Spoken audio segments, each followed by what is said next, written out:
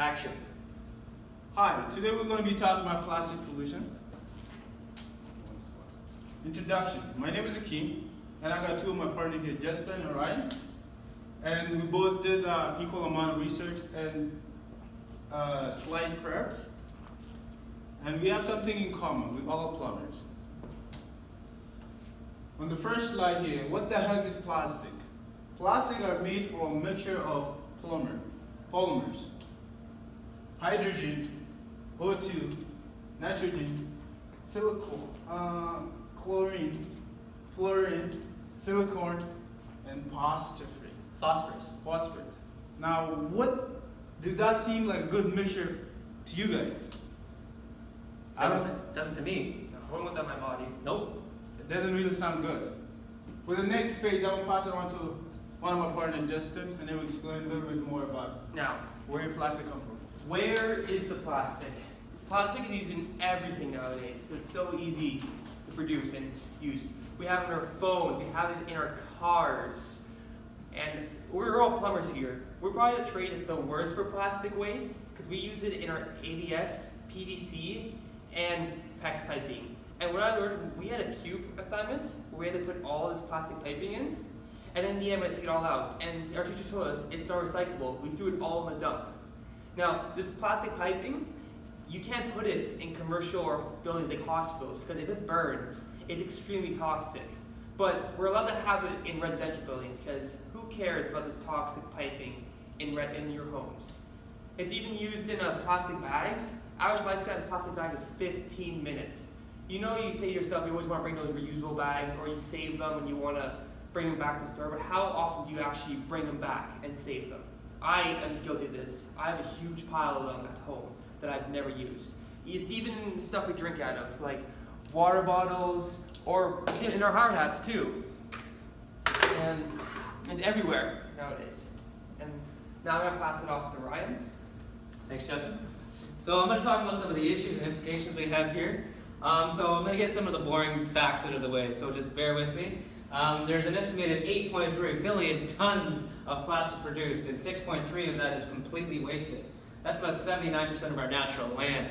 It is predicted that by the year 2050, there's going to be more plastic in the fish, in the sea than there is fish. So I'm going to repeat that one more time just to make sure that gets through you guys' heads. So by the year 2050, it is predicted there's going to be more plastic in the sea than there is fish. It's disgusting. 1 million water bottles are sold every minute. And as my buddy Justin here was saying, the average plastic bag only has a lifespan of 15 minutes. So that's why we're really trying to convert to these guys right here. And the big thing at the end of all this is, you see how much, the product life cycle of all like these water bottles or these plastic bags. Think about the environmental impact that has. We have to do better. Next slide, please. Thank you. So in our world today, the growing demand and consumption of plastic products is prominent. As a result of this, plastic pollution has become a huge global concern. That's not news to anybody. We use plastic everywhere, as Justin had already said, on our phones. You guys are sitting in your chairs right now. That's made out of plastic. What we've done here is we've got a short video here. We're going to show you just how bad it is. Do you mind just showing that? Click on the link there, Akeem. Not long, just a little bit.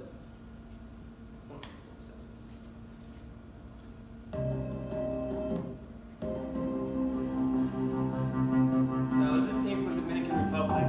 This is supposed to be a vacation area. This is supposed to be a prime beach area. It's gross. Do you want to swim in this? No. I think we've seen enough here. That's disgusting. We'll go back to the slide. And then second here as well. So this is an example here.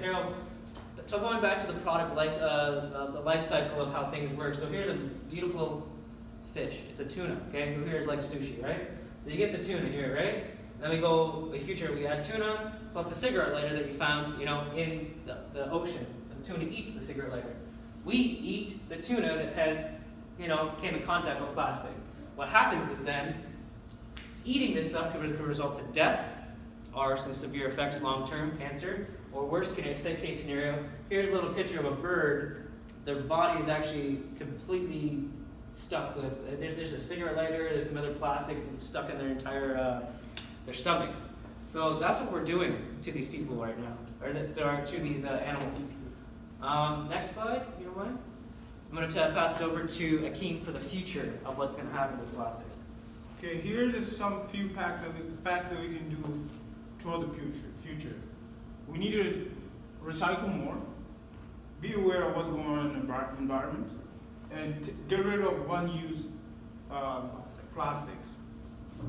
And there's a short clip video that I'm going to show you guys what we can turn plastic into. Plastic waste, one of the major problems we face on today's planet. Instead of burning or burying plastic, KWS, a Volker Vessels company, found a way to give plastic waste a new endurable life. The Plastic Road. Plastic waste is recycled into lightweight prefab elements with a hollow space. This means they are easy to transport and very easy to construct. Less heavy equipment is needed, making the ecological footprint a much smaller one. The hollow space can be used for storage and for drainage of excessive water, making the road flood-proof. That's going to be another way where we can use plastic toward to. Another thing is when we use like water bottle, for example, we can get rid of those and use these kind of water bottle, which is PBA free, meaning it can save us a lot of time and a lot of materials. It'll be easier to use this. Good. I like that.